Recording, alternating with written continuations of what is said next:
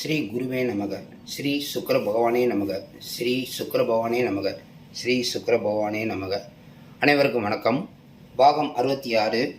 இன்றைக்கி காதல் என்ற சப்ஜெக்டில் இது வரைக்கும் ஒரு 6 வீடியோ போட்டிருக்கோம். மேசம் முதல் கன்னி வரைக்கும் போட்டாச்சு. இன்றைக்கி துலாம் லக்னத்தை பார்க்குறோம். இது துலா லக்னம். துலா லக்னம்னா எல்லார் ஜாதகத்துலேயும் லக்னம் இந்த இடத்துல தான் இருக்கும். ஓகேங்களா? காதல் சப்ஜெக்ட் பற்றி இன்றைக்கி பார்க்கலாம். துலாம் லக்னத்துக்கு காதல் வரக்கூடிய இடம் இந்த இடம்தான்.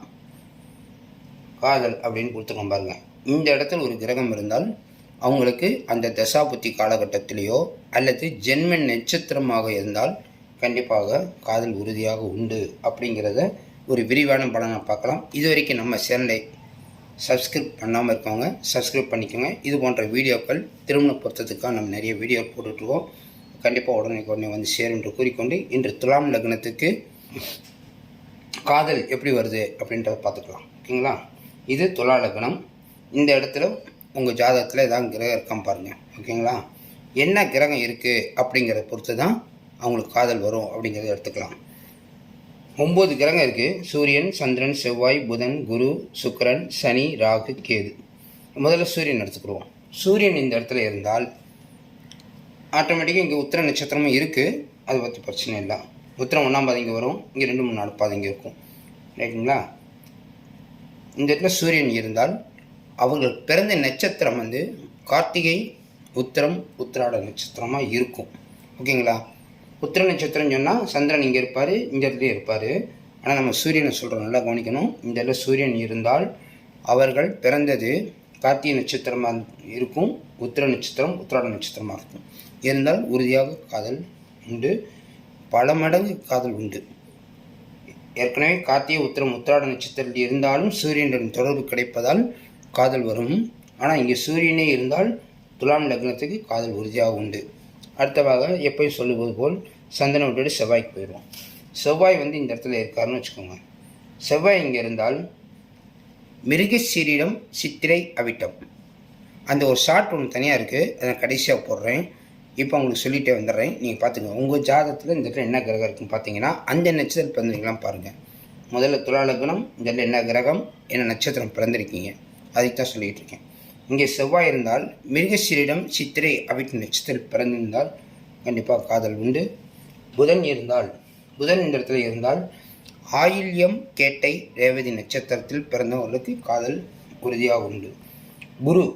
குரு இந்த இடத்துல இருந்தார்னா புனப்பூசம், விசாகம், பூரட்டாதி நட்சத்திரத்தில் பிறந்தவங்களுக்கு காதல் உறுதியாக உண்டு. சுக்கிரன் இந்த இடத்துல இருந்தார்னா பரணி, பூரம், பூராட நட்சத்திரம், பரணி, பூரம், பூராட நட்சத்திரத்தில் பிறந்தவங்களுக்கு இங்கே சுக்கிரன் இருந்தால் காதல் வரும். நல்லா கவனிக்கணும். மீண்டும் ஒரு தடவை சொல்கிறேன். லக்னம் எதாக இருக்கணும், இந்த இடத்துல என்ன கிரகம் இருக்குது, அப்பொழுது தான் அவங்க பிறந்த நட்சத்திரத்தை கனெக்ட் ஆகி காதல் வரும். சனி பகவான் இங்கே இருக்காருன்னு வச்சுக்கோங்க. பூசம், அனுசம், உத்திரட்டாதி நட்சத்திரம் பிறந்து ஏன் சொல்கிறோம்னா அந்த நட்சத்திரத்தில் அவங்க பிறக்கும்போது அந்த கிரகம் தான் அதிபதியாக வருவார். இந்த இடத்துல இருக்கும்போது காதல் இடத்துல தொடர்பு கிடைக்குது. இந்த லக்னம் பிறக்கிறவங்களுக்கு, இந்த லக்னம் பிறக்கிறவங்க 2 மணி நேரம் துலா லக்னத்தில் தினசரி 2 மணி நேரம் பிறப்பாங்க. ஆனால் இந்த இடத்துல கிரகம் இருக்கணும்.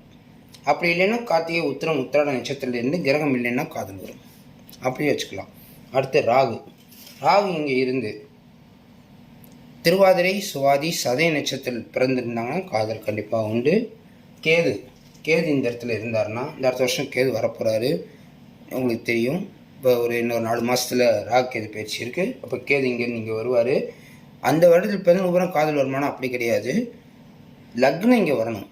மெயினாக லக்னம் வந்தால் கண்டிப்பாக. இப்போ கூட சொல்லாமே, இப்போ கூட உத்திர நட்சத்திரத்தில் கேது போயிட்டுருக்காரு. இப்போ அஸ்வினி மகம், மூல நட்சத்திரம் பிறக்கிறவங்களுக்கு காதல் வரும். ஏன்னா இங்கே நட்சத்திரத்தில் கனெக்ட் ஆகிறாரு.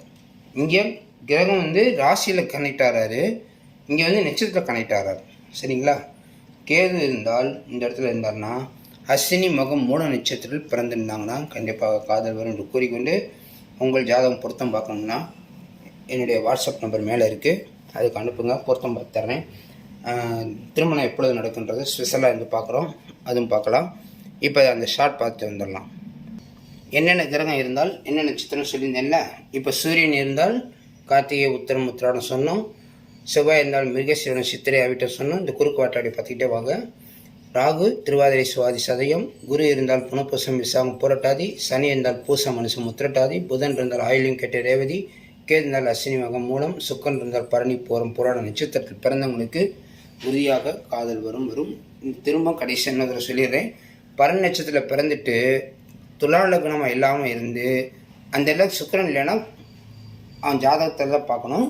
இது காதல்னு சொன்ன இடத்துல இந்த கிரகங்கள் இருக்கணும், இந்த நட்சத்திரத்தில் பிறந்திருக்கணும். அப்போ தான் அது கனெக்டிவிட்டி கிடைக்கும் என்று கூறிக்கொண்டு அடுத்த பதிவில் விருச்சிக லக்னத்தை பார்க்கலாம்.